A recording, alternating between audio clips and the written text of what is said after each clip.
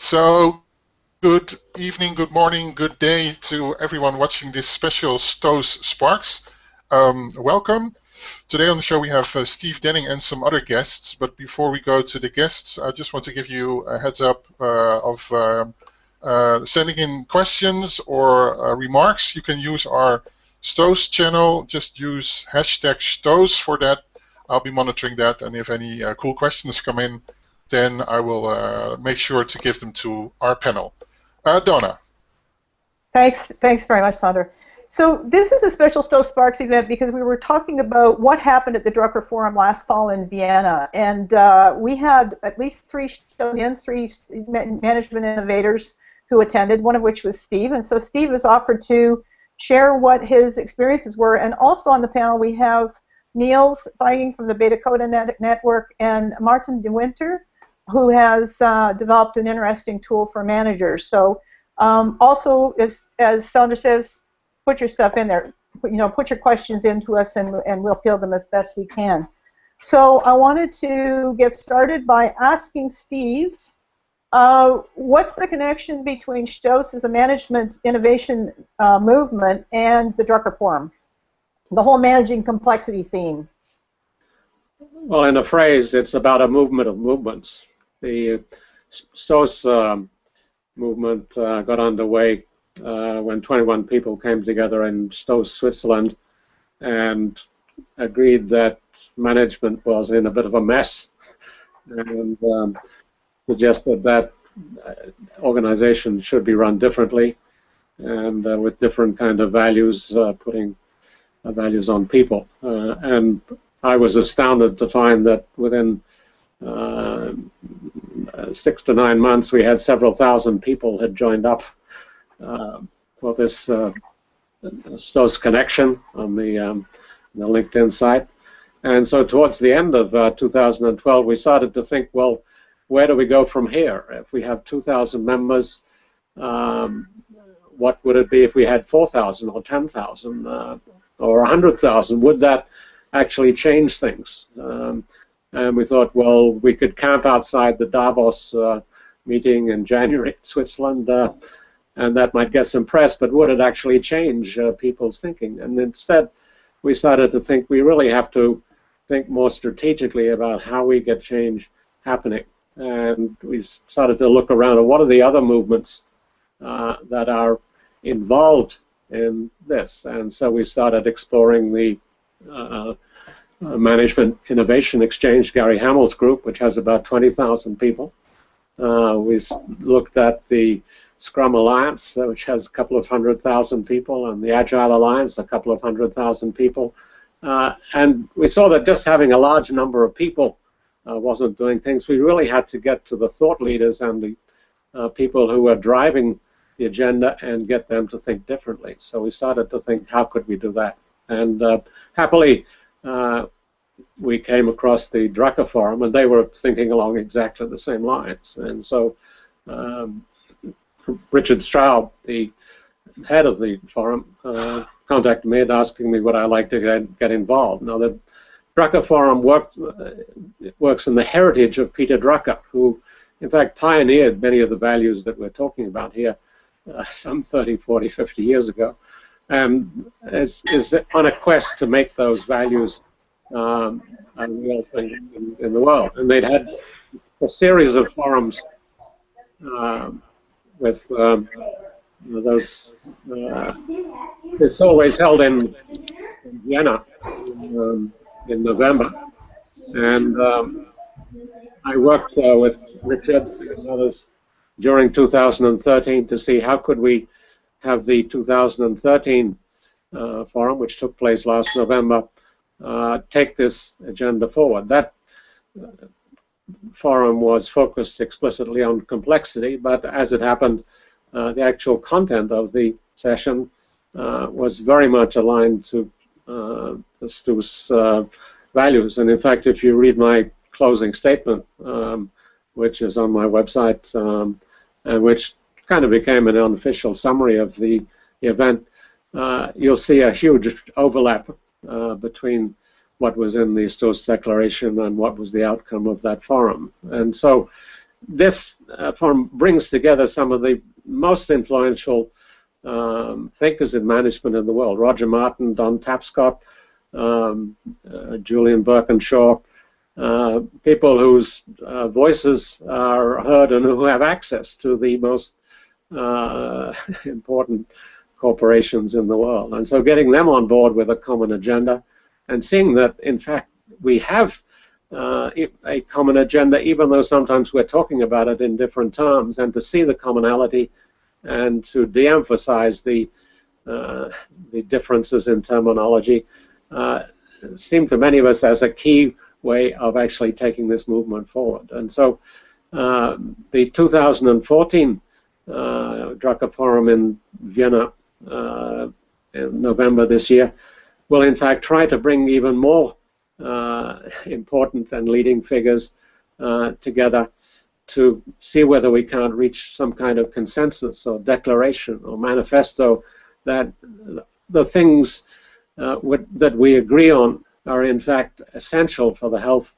of these organizations and to the economies of the countries that we are living in. This is really a central question for our time. And I would say that the whole effort is gathering momentum. An increasing number of people are thinking about things in the same way, talking about them in the same way, different terminology sometimes, but generally a consensus saying that we have to do things differently, that what worked in the 20th century is not working and is going to work less and less in the future, and so we need to get into a different mode. So I was energized by the forum in November. I'm excited by what's ahead, and we are looking for ways to see how can we mobilize more powerful support and consensus around these values. The great value of the Drucker Forum in November was that it's all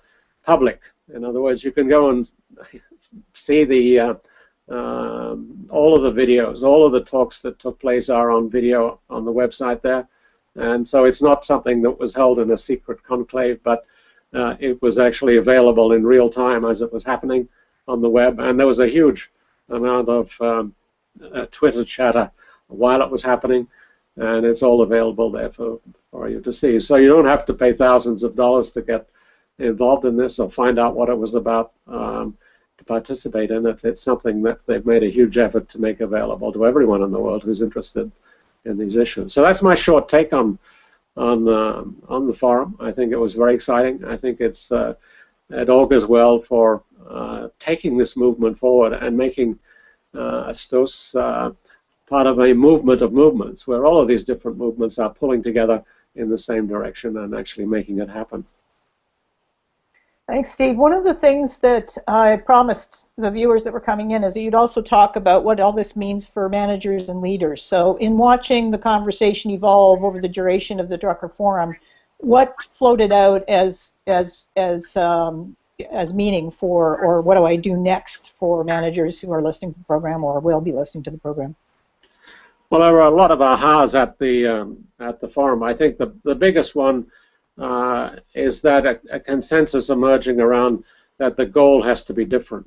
That the goal of making money for the corporation, maximizing shareholder value, which has been an obsession with many organizations over the last couple of decades, really is the wrong goal, even for the private sector organizations, and that a goal that is more related to adding value to human beings, adding value to customers, adding value to children in schools, adding value to patients in hospitals. That this is refocusing organizations on people rather than a money-making machine. I would say that's the biggest aha, and for many managers that's a tough one because they find themselves in an organization where the culture is all oriented to managing the machine.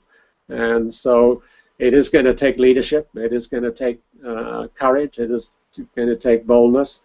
But the good news is that if you look around any organization, any big organization, any medium-sized organization, you will find at least one group already in this mode. I mean, there are now so many agile teams, so many scrum teams, so many people who are in these various movements around the world. There is no lack of experiments going on. So no matter where you are in your organization, you should find out who your allies are, find out who are the people who are already in this mode, see what they're up to, and see how you can build bridges from what they are doing to the rest of the organization. I was reading the other day that scientific, well, it's older research, it's a couple of years old, but it takes 10% to create a tipping point, so that's not a lot. I mean, that's a very easy thing to shift in terms of mindset of an organization. Yeah. You don't need to have 100% of the people on board, but it is obviously important to have a segment of people close to the top of the organization who can make it safe to do these kinds of things. All right, let's open up for questions. Niels, can we start with you, perhaps? Whoever unmutes first gets in. Well, I was thinking about the Drucker Forum conference this year, last year, and now this year. And Stephen, I wasn't quite aware about the.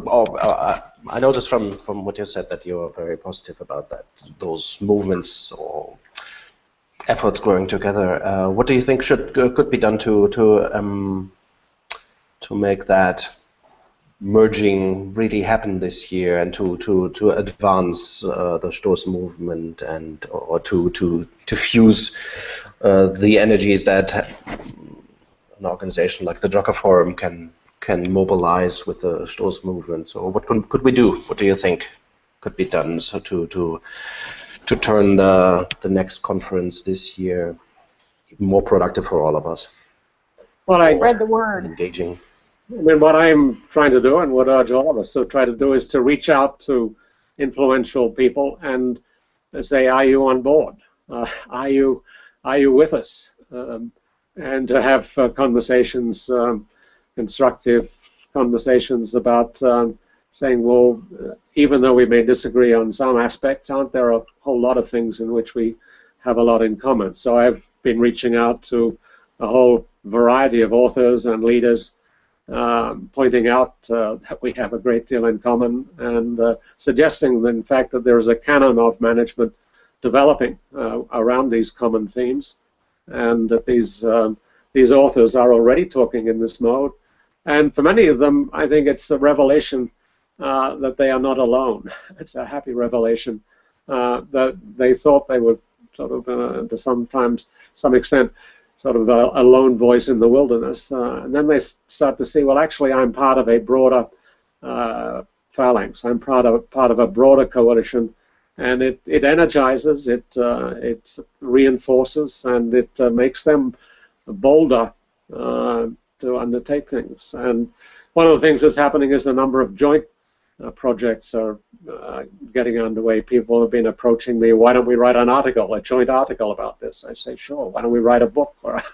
And so I'm being dragged into a number of projects where people are saying, realizing that we're on the same page, that we're heading in the same direction, so why don't we join forces and get there faster? Great. Any other questions? Thanks, Niels. And thank you, Steve. Any other questions? Sandra, do we have any coming up? Okay, go ahead.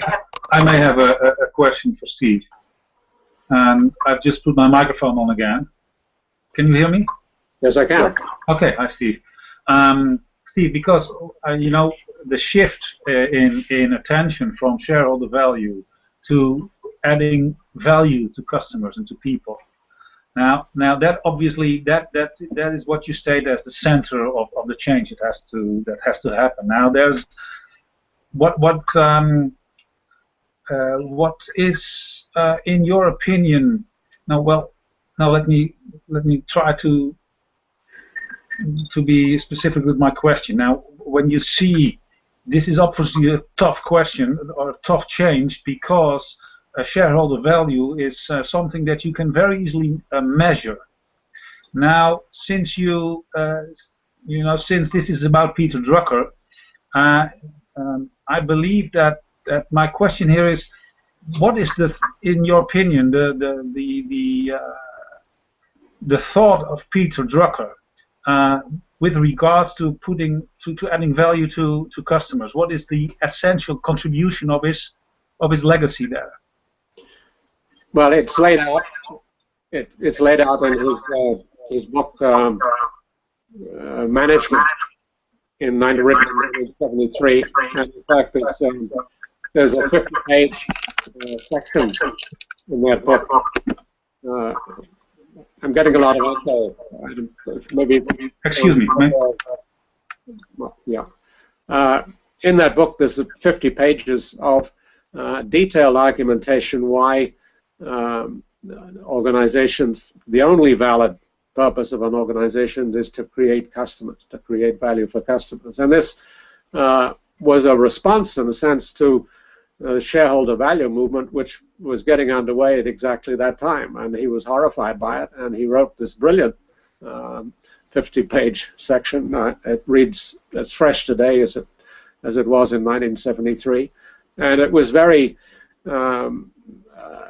wise in the sense of predicting what would happen if organizations did start to focus on short-term shareholder value. Because, as you say, shareholder value can be measured. And paradoxically, the result of trying to maximize shareholder value in the short run is the rapid destruction of shareholder value.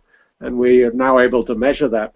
The rate of return on assets of U.S. firms is only a quarter of what it was 45 years ago. So the result of focusing on the goal of maximizing shareholder value has had this massive destructive effect. It's had the exact opposite result of what was intended. So, and that measurement is staring all of us in the face, staring executives, staring governments, staring management experts in the face. The question is, when are we going to do something about it? And I think what I'm sensing is that the time is now, that there is this building momentum to say, look, the evidence is overwhelming that way of running organizations destroys shareholder value, it destroys competitiveness, it dispirits employees, and when it's done on a large scale, as we see now, we have stagnating or economies in recession. So this is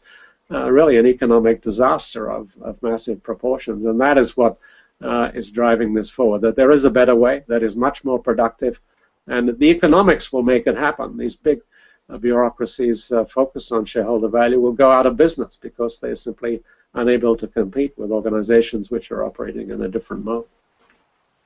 Okay, thank you very much. It is exactly what we here in Holland. I'm starting a little movement. We were together today with 20 people. What we see too, that the focus of management is somehow not directed towards the thing that it's really what it is about. That is adding value to your customers, but also understanding what are the needs of the people in the organization to make good processes, to have a dialogue on resolving issues, and somehow the management attention is easily drawn towards other things. So that's really what we should get back to have a manager being having attention for what are the worries of the people and how to resolve the problems that are there in the workplace. Yeah. So thank you very much on that. Yeah.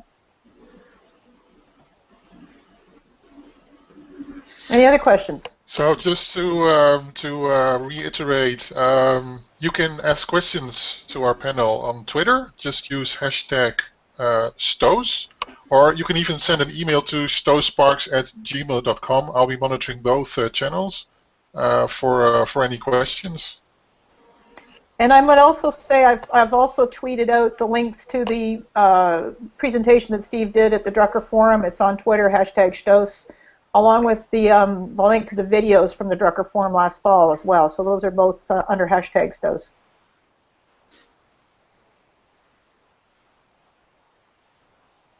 Any other questions? Sander, do you have any? No, there is some activity on the Twitter stream, which is good, but there are no actual questions at the moment. I am looking forward to getting the first one, but we'll have to wait a few minutes more, I think. Okay, and I also know that Doug Kirkpatrick is working to join us. He is about to announce a Conversation World Cafe. It's part of another group that's talking about outstanding workplaces, which I think is all related. So that is also an event coming up, and I think what we'll do, if Doug was in traffic this morning, so he may not make it in time, but if he doesn't, I'll put the note on the Stoos Sparks website, and I'll tweet it out as well so that people can participate in those World Cafe virtual global discussions, which I think is pretty exciting. We've got a couple of newcomers. Anybody care to ask any questions of Steve? Benino? And okay, Steve, do you have anything you want to plug on to the back end of this conversation?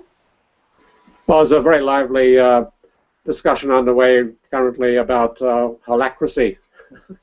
Right. Which Zappos. Zappos has announced that they are going to embrace it. In fact, they've started embracing it and have started and expect to have completed the 1,500 employees by the December of this year. So they are committed to change. The whole thing has gotten a lot of confusing press for people, journalists announcing that Zappos was abandoning management, is abandoning hierarchy, and that anything goes. And these are really irresponsible characterizations of what's being attempted there, and it's a pity that when when a firm does something like this, that journalists don't take the time and trouble to find out what the movement is about. If anything, holacracy is the opposite of anything goes. It is a highly specified and detailed way of running an organization in a very democratic way, in which the different parts of the organization are linked together. So that every unit or circle has a representative at the higher level, and every circle at the higher level has a representative at the circle at the lower level. So the organization is kind of sewn together so that nothing happens in secret, and the whole everyone can be fully informed about what's happening. And I think what's driving Zappos to do this is that it is an organization which is obsessed with delivering value to customers. So in a sense, they're at the forefront of this change movement. And what many of these change movements, like Agile and Scrum, don't explain, well, who's going to handle sick leave, and who's responsible for building maintenance, and who's responsible for taking out the trash. All of the sort of boring kinds of things that somehow need to get done if you're going to have a sensible organization. In Agile and Scrum, it's kind of just assumed that somehow or other these will get done. But of course, they don't just get done; they have to be done by someone. And so, one of the advantages of holacracy is that it's a very explicit way of defining who does what in an organization. And so, when you're trying to clarify who is handling these different kinds of responsibilities, it makes everything explicit. And they've announced, in fact, that they are doing it not to get rid of hierarchy or not to get rid of managers, but rather to clarify this distinction between the arrangements for getting work done and the other stuff that has to get done for an organization to be a sensible organization, and to do that in a sensible way. Now, there's also a discussion going on about, well, should the customer be more visible within holacracy, and I certainly would feel that. But I do think it's the fact that Zappos is undertaking this is a sign of the times, that a fairly big, visible organization is taking a bold step and recognizing that doing things in the same way is not going to work, and doing things differently and a signal really to other organizations, wake up, the world has changed, we need to run our organizations differently. Yeah, I sort of call the media response a bit of a Chicken Little effect. The sky is falling, everything is changing, we don't know what to do. It was quite amusing, actually, but disturbing at the same time. We have our next Stoos Sparks program is Tuesday with Rod Collins. Rod and Steve were both part of the original founding conversation to get the Stoos movement kicked off. Another opportunity for people to work together, think differently, and help expand the ideas, as Niels pointed out at the beginning of the program. So join in for that Stoos Sparks program, 10 o'clock next Tuesday, or you can watch 10 o'clock Pacific Standard Time, 1900 European time, and after that you have to go to timeanddate.com to get the zones worked out. But you can either join us on the Hangout directly as we are here and ask questions. The conversation is about wiki management. It's some of the tools that managers are using and it's stories from the toolkit that Rod's going to share with us out of a book he's just published. So hopefully you can join us. Steve, I want to thank you very much for taking the time out of your day to share the experience of the forum with us, and I'd like to thank everybody that's shown up for participating as well. Thank you, Donna. All right, thanks everyone. Okay, thanks. Bye-bye.